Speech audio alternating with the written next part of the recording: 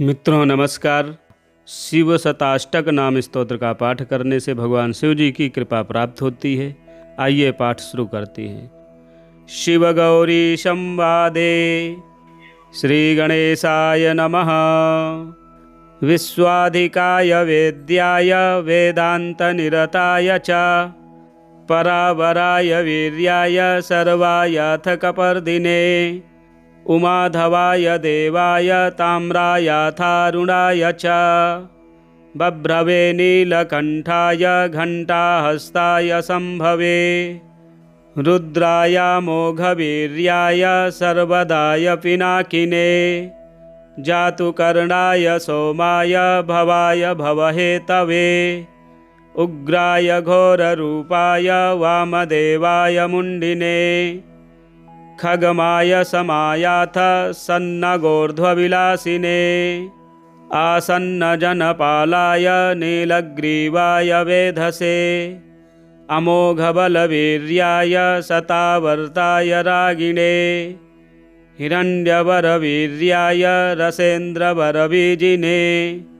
ध्वजिने गर्जमानाय हुङ्कारायोरुतेजसे तिग्मायुधाय योधाय रथाधिपतये नमः विल्मिने बिल्वपूज्याय प्रसन्नाय कपालिने भिक्षवे यक्षपूज्याय त्रयक्षाय प्रमथाय च उष्णीषिणे मुकुटिने गदाहस्ताय वज्रिणे खड्गखेटकरायाथ विषग्गर्वाय ते नमः भर्गाय सहमानाय युगावर्ताय भाविने ज्वलज्ज्वालाय तुष्टाय हृष्टपूषाय धृष्णवे गुणप्रियाय गद्याय पर्णसद्याय वैद्युते वामदेवाय जाताय सद्यो जाताय पाविने वर्षते ग्रसते चैव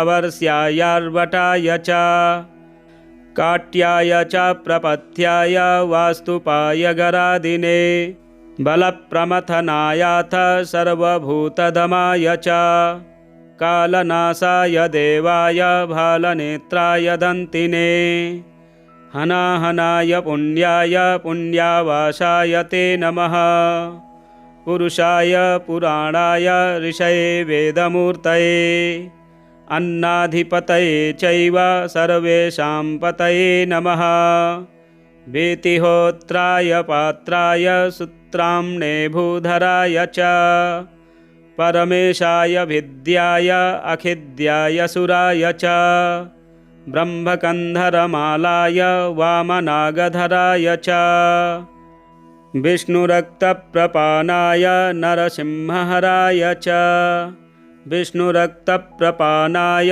नरसिंहहराय च शिवगौरी संवादे श्रीगणेशाय नमः।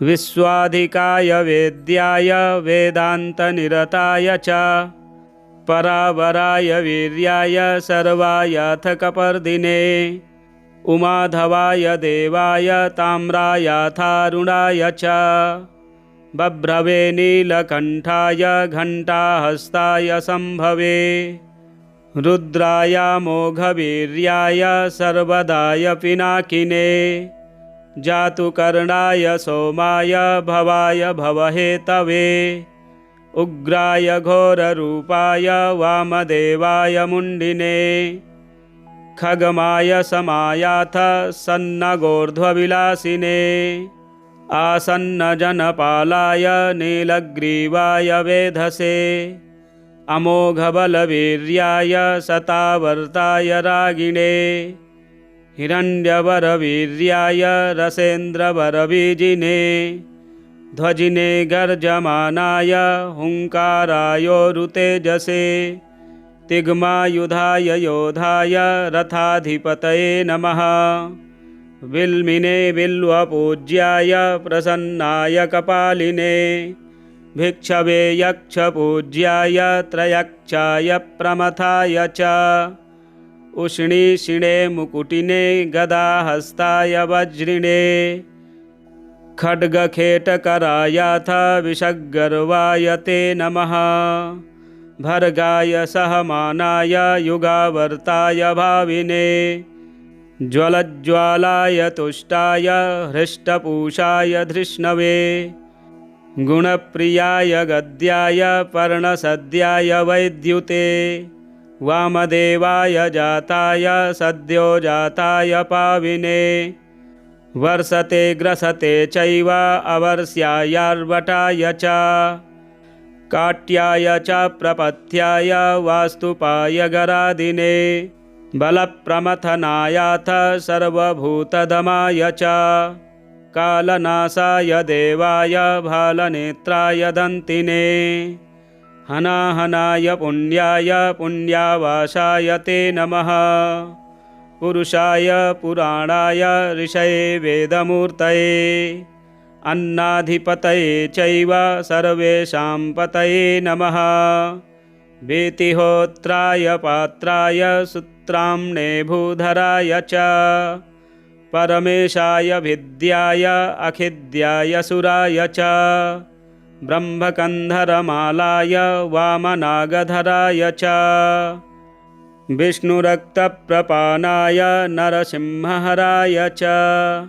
विष्णुरक्तप्रपानाय नरसिंहहराय च।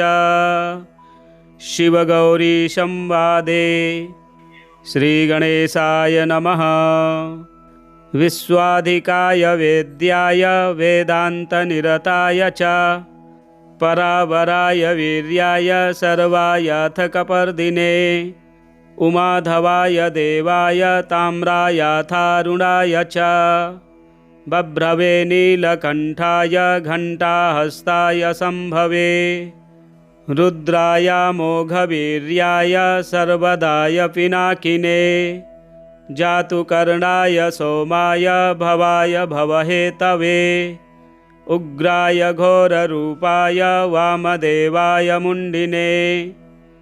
खगमाय समायाथ सन्नगोर्ध्वविलासिने। आसन्नजनपालाय नीलग्रीवाय वेधसे। अमोघबलवीर्याय शतावर्ताय रागिणे। हिरण्यवरवीर्याय रसेन्द्रवरबीजिने। ध्वजिने गर्जमानाय हुङ्कारायोरुतेजसे। तिग्मायुधाय योधाय रथाधिपतये नमः। विल्मिने बिल्वपूज्याय प्रसन्नाय कपालिने। भिक्षवे यक्षपूज्याय त्रयक्षाय प्रमथाय च। उष्णीषिणे मुकुटिने गदाहस्ताय वज्रिणे। खड्गखेटकरायाथ विषग्गर्वाय ते नमः। भर्गाय सहमानाय युगावर्ताय भाविने। ज्वलज्ज्वालाय तुष्टाय हृष्टपूषाय धृष्णवे। गुणप्रियाय गद्याय पर्णसद्याय वैद्युते। वामदेवाय जाताय सद्यो जाताय पाविने। वर्षते ग्रसते चैव अवर्ष्यायार्वटाय च। काट्याय च प्रपथ्याय वास्तुपाय गरादिने। बलप्रमथनायाथ सर्वभूतदमाय च। कालनाशाय देवाय भालनेत्राय दन्तिने। हनाहनाय पुण्याय पुण्यावासाय ते नमः। पुरुषाय पुराणाय ऋषये वेदमूर्तये। अन्नाधिपतये चैव सर्वेषां पतये नमः। वेतिहोत्राय पात्राय सूत्राम्ने भूधराय च। परमेशाय विद्याय अखिद्याय सुराय च। ब्रह्मकन्धरमालाय वामनागधराय च। विष्णुरक्तप्रपानाय नरसिंहहराय च। विष्णुरक्तप्रपानाय नरसिंहहराय च। शिवगौरी संवादे। श्रीगणेशाय नमः। विश्वाधिकाय वेद्याय वेदान्तनिरताय च। परावराय वीर्याय सर्वायाथ कपर्दिने उमाधवाय देवाय ताम्रायाथारुणाय च बभ्रवे नीलकण्ठाय घण्टाहस्ताय सम्भवे रुद्राय मोघवीर्याय सर्वदाय पिनाकिने जातुकर्णाय सोमाय भवाय भवहेतवे उग्राय घोररूपाय वामदेवाय मुण्डिने खगमाय समायाथ सन्नगोर्ध्वविलासिने आसन्नजनपालाय नीलग्रीवाय वेधसे अमोघबलवीर्याय शतावर्ताय रागिणे हिरण्यवरवीर्याय रसेन्द्रवरबीजिने ध्वजिने गर्जमानाय हुङ्कारायोरुतेजसे तिग्मायुधाय योधाय रथाधिपतये नमः विल्मिने बिल्वपूज्याय प्रसन्नाय कपालिने भिक्षवे यक्षपूज्याय त्रयक्षाय प्रमथाय च उष्णीषिणे मुकुटिने गदाहस्ताय वज्रिणे खड्गखेटकरायाथ विषग्गर्वाय ते नमः भर्गाय सहमानाय युगावर्ताय भाविने ज्वलज्ज्वालाय तुष्टाय हृष्टपूषाय धृष्णवे गुणप्रियाय गद्याय पर्णसद्याय वैद्युते वामदेवाय जाताय सद्यो जाताय पाविने वर्षते ग्रसते चैव अवर्ष्यायार्वटाय च काट्याय च प्रपथ्याय वास्तुपाय गरादिने बलप्रमथनायाथ सर्वभूतदमाय च कालनाशाय देवाय भालनेत्राय दन्तिने हनाहनाय पुण्याय पुण्यावासाय ते नमः पुरुषाय पुराणाय ऋषये वेदमूर्तये अन्नाधिपतये चैव सर्वेषां पतये नमः वीतिहोत्राय पात्राय सूत्राम्ने भूधराय च परमेशाय विद्याय अखिद्याय सुराय च ब्रह्मकन्धरमालाय वामनागधराय च विष्णुरक्तप्रपानाय नरसिंहहराय च विष्णुरक्तप्रपानाय नरसिंहहराय च शिवगौरीसंवादे श्रीगणेशाय नमः विश्वाधिकाय वेद्याय वेदान्तनिरताय च परावराय वीर्याय सर्वायाथ कपर्दिने उमाधवाय देवाय ताम्रायाथारुणाय च बभ्रवे नीलकण्ठाय घण्टाहस्ताय सम्भवे रुद्राय मोघवीर्याय सर्वदाय पिनाकिने जातुकर्णाय सोमाय भवाय भवहेतवे उग्राय घोररूपाय वामदेवाय मुण्डिने खगमाय समायाथ सन्नगोर्ध्वविलासिने आसन्नजनपालाय नीलग्रीवाय वेधसे अमोघबलवीर्याय शतावर्ताय रागिणे हिरण्यवरवीर्याय रसेन्द्रवरबीजिने ध्वजिने गर्जमानाय हुङ्कारायोरुतेजसे तिग्मायुधाय योधाय रथाधिपतये नमः विल्मिने बिल्वपूज्याय प्रसन्नाय कपालिने भिक्षवे यक्षपूज्याय त्रयक्षाय प्रमथाय च उष्णीषिणे मुकुटिने गदाहस्ताय वज्रिणे खड्गखेटकरायाथ विषग्गर्वाय ते नमः भर्गाय सहमानाय युगावर्ताय भाविने ज्वलज्ज्वालाय तुष्टाय हृष्टपूषाय धृष्णवे गुणप्रियाय गद्याय पर्णसद्याय वैद्युते वामदेवाय जाताय सद्यो जाताय पाविने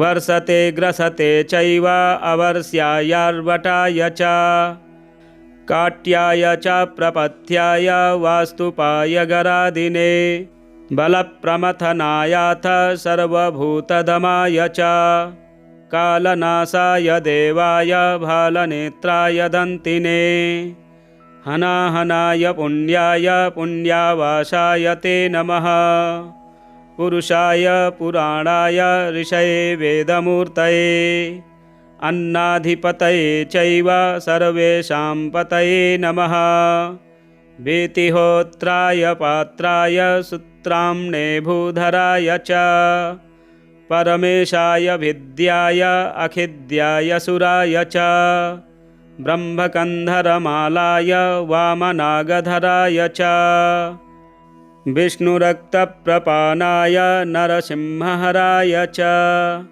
विष्णुरक्तप्रपानाय नरसिंहहराय च शिवगौरी संवादे। श्रीगणेशाय नमः। विश्वाधिकाय वेद्याय वेदान्तनिरताय च परावराय वीर्याय सर्वायाथ कपर्दिने उमाधवाय देवाय ताम्रायाथारुणाय च बभ्रवे नीलकण्ठाय घण्टाहस्ताय सम्भवे रुद्राय मोघवीर्याय सर्वदाय पिनाकिने जातुकर्णाय सोमाय भवाय भवहेतवे उग्राय घोररूपाय वामदेवाय मुण्डिने खगमाय समायाथ सन्नगोर्ध्वविलासिने आसन्नजनपालाय नीलग्रीवाय वेधसे अमोघबलवीर्याय शतावर्ताय रागिणे हिरण्यवरवीर्याय रसेन्द्रवरबीजिने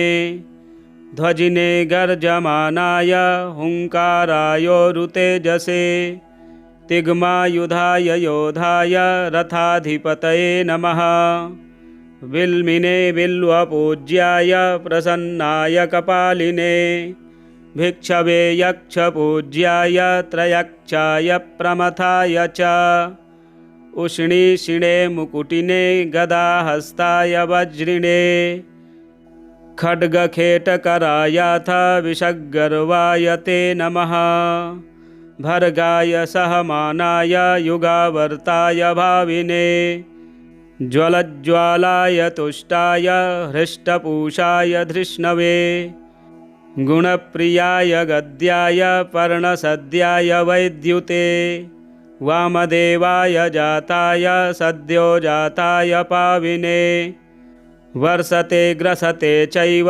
अवर्ष्यायार्वटाय च काट्याय च प्रपथ्याय वास्तुपाय गरादिने बलप्रमथनायाथ सर्वभूतदमाय च कालनाशाय देवाय भालनेत्राय दन्तिने हनाहनाय पुण्याय पुण्यावासाय ते नमः पुरुषाय पुराणाय ऋषये वेदमूर्तये अन्नाधिपतये चैव सर्वेषां पतये नमः वीतिहोत्राय पात्राय सूत्राम्ने भूधराय च परमेशाय विद्याय अखिद्याय सुराय च ब्रह्मकन्धरमालाय वामनागधराय च विष्णुरक्तप्रपानाय नरसिंहहराय च विष्णुरक्तप्रपानाय नरसिंहहराय च शिवगौरी संवादे। श्रीगणेशाय नमः।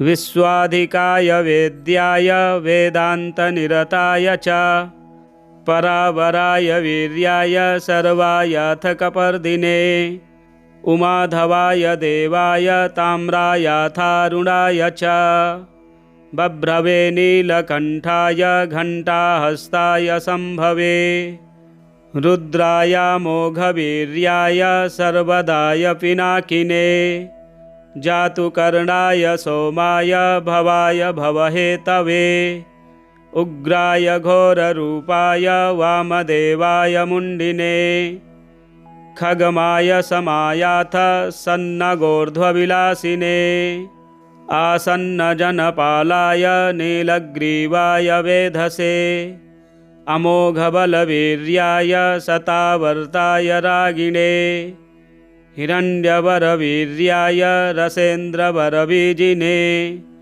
ध्वजिने गर्जमानाय हुङ्कारायोरुतेजसे तिग्मायुधाय योधाय रथाधिपतये नमः विल्मिने बिल्वपूज्याय प्रसन्नाय कपालिने भिक्षवे यक्षपूज्याय त्रयक्षाय प्रमथाय च उष्णीषिणे मुकुटिने गदाहस्ताय वज्रिणे खड्गखेटकरायाथ विषग्गर्वाय ते नमः भर्गाय सहमानाय युगावर्ताय भाविने ज्वलज्ज्वालाय तुष्टाय हृष्टपूषाय धृष्णवे गुणप्रियाय गद्याय पर्णसद्याय वैद्युते वामदेवाय जाताय सद्यो जाताय पाविने वर्षते ग्रसते चैव अवर्ष्यायार्वटाय च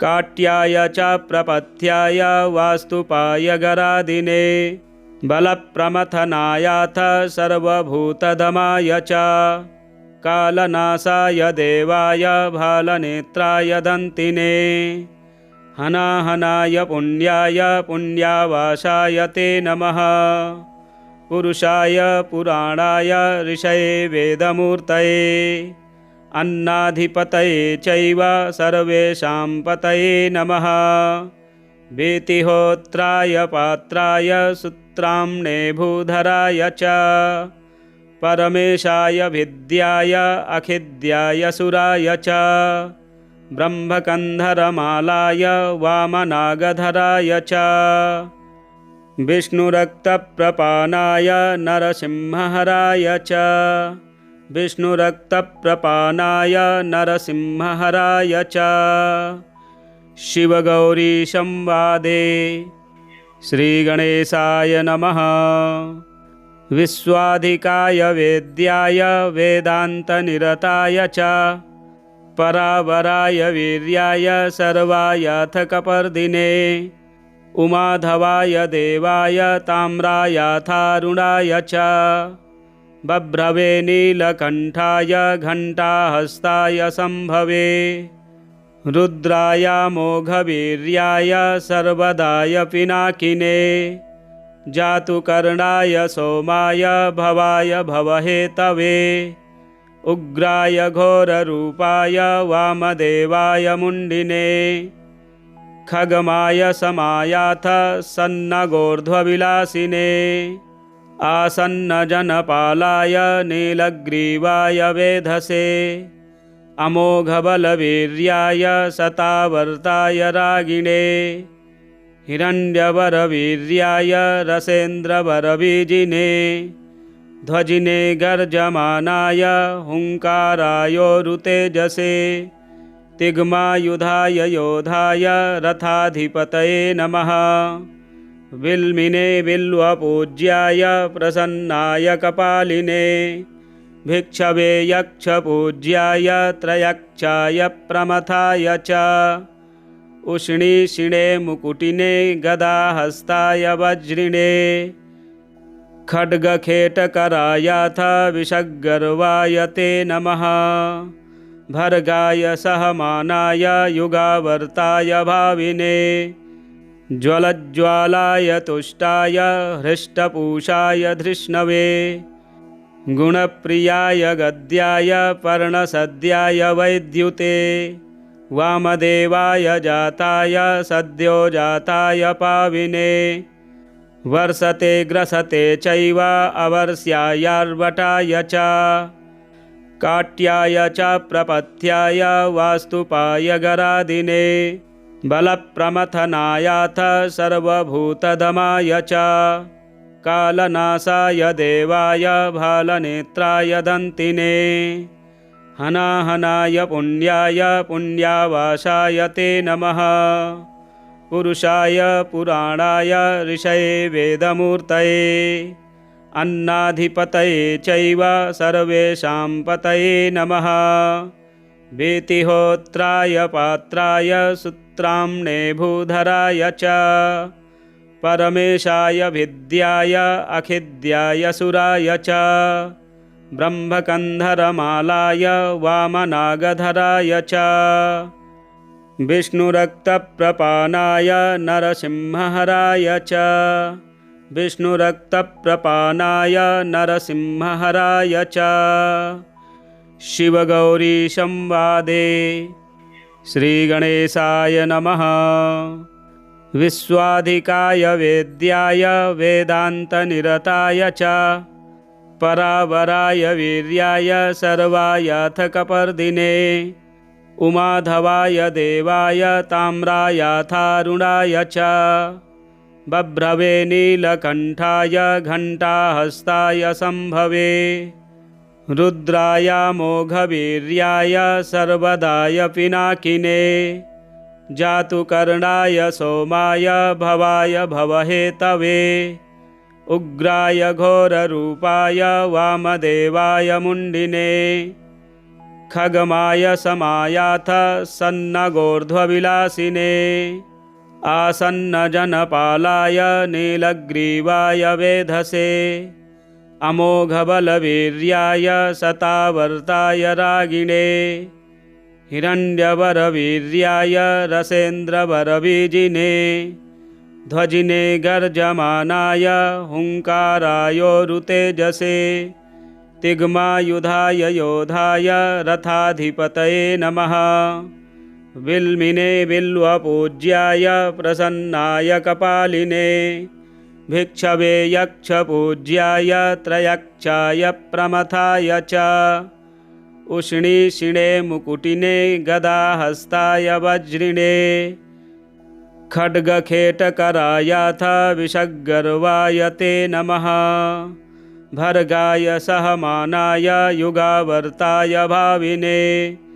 ज्वलज्ज्वालाय तुष्टाय हृष्टपूषाय धृष्णवे गुणप्रियाय गद्याय पर्णसद्याय वैद्युते वामदेवाय जाताय सद्यो जाताय पाविने वर्षते ग्रसते चैव अवर्ष्यायार्वटाय च काट्याय च प्रपथ्याय वास्तुपाय गरादिने बलप्रमथनायाथ सर्वभूतदमाय च कालनाशाय देवाय भालनेत्राय दन्तिने हनाहनाय पुण्याय पुण्यावासाय ते नमः पुरुषाय पुराणाय ऋषये वेदमूर्तये अन्नाधिपतये चैव सर्वेषां पतये नमः वेतिहोत्राय पात्राय सूत्राम्ने भूधराय च परमेशाय विद्याय अखिद्याय सुराय च ब्रह्मकन्धरमालाय वामनागधराय च विष्णुरक्तप्रपानाय नरसिंहहराय च विष्णुरक्तप्रपानाय नरसिंहहराय च शिवगौरी संवादे श्रीगणेशाय नमः विश्वाधिकाय वेद्याय वेदान्तनिरताय च परावराय वीर्याय सर्वायाथ कपर्दिने उमाधवाय देवाय ताम्रायाथारुणाय च बभ्रवे नीलकण्ठाय घण्टाहस्ताय संभवे रुद्राय मोघवीर्याय सर्वदाय पिनाकिने जातुकर्णाय सोमाय भवाय भवहेतवे उग्राय घोररूपाय वामदेवाय मुण्डिने खगमाय समायाथ सन्नगोर्ध्वविलासिने आसन्नजनपालाय नीलग्रीवाय वेधसे अमोघबलवीर्याय शतावर्ताय रागिणे हिरण्यवरवीर्याय रसेन्द्रवरबीजिने ध्वजिने गर्जमानाय हुङ्कारायोरुतेजसे तिग्मायुधाय योधाय रथाधिपतये नमः। विल्मिने बिल्वपूज्याय प्रसन्नाय कपालिने भिक्षवे यक्षपूज्याय त्रयक्षाय प्रमथाय च उष्णीषिणे मुकुटिने गदाहस्ताय वज्रिणे खड्गखेटकरायाथ विषग्गर्वाय ते नमः। भर्गाय सहमानाय युगावर्ताय भाविने ज्वलज्ज्वालाय तुष्टाय हृष्टपूषाय धृष्णवे गुणप्रियाय गद्याय पर्णसद्याय वैद्युते वामदेवाय जाताय सद्यो जाताय पाविने वर्षते ग्रसते चैव अवर्ष्यायार्वटाय च काट्याय च प्रपथ्याय वास्तुपाय गरादिने बलप्रमथनायाथ सर्वभूतदमाय च कालनाशाय देवाय भालनेत्राय दन्तिने हनाहनाय पुण्याय पुण्यावासाय ते नमः। पुरुषाय पुराणाय ऋषये वेदमूर्तये अन्नाधिपतये चैव सर्वेषां पतये नमः। वीतिहोत्राय पात्राय सूत्राम्ने भूधराय च परमेशाय विद्याय अखिद्याय सुराय च ब्रह्मकन्धरमालाय वामनागधराय च विष्णुरक्तप्रपानाय नरसिंहहराय च विष्णुरक्तप्रपानाय नरसिंहहराय च शिवगौरी संवादे। श्रीगणेशाय नमः।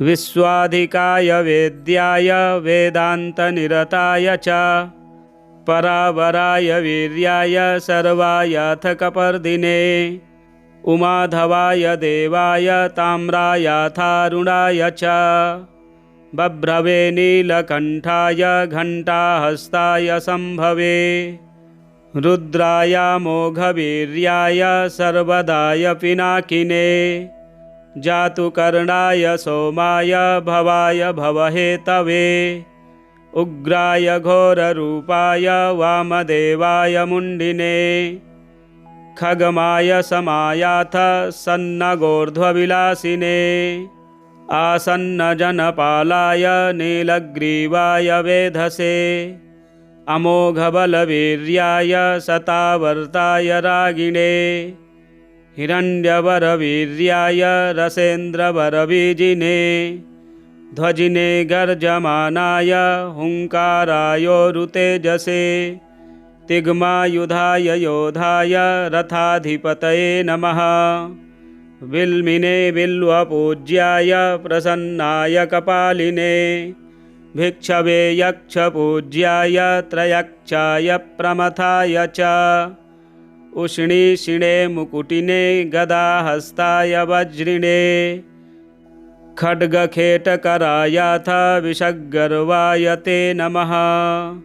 भर्गाय सहमानाय युगावर्ताय भाविने ज्वलज्ज्वालाय तुष्टाय हृष्टपूषाय धृष्णवे गुणप्रियाय गद्याय पर्णसद्याय वैद्युते वामदेवाय जाताय सद्यो जाताय पाविने वर्षते ग्रसते चैव अवर्ष्यायार्वटाय च काट्याय च प्रपथ्याय वास्तुपाय गरादिने बलप्रमथनायाथ सर्वभूतदमाय च कालनाशाय देवाय भालनेत्राय दन्तिने हनाहनाय पुण्याय पुण्यावासाय ते नमः। पुरुषाय पुराणाय ऋषये वेदमूर्तये अन्नाधिपतये चैव सर्वेषां पतये नमः।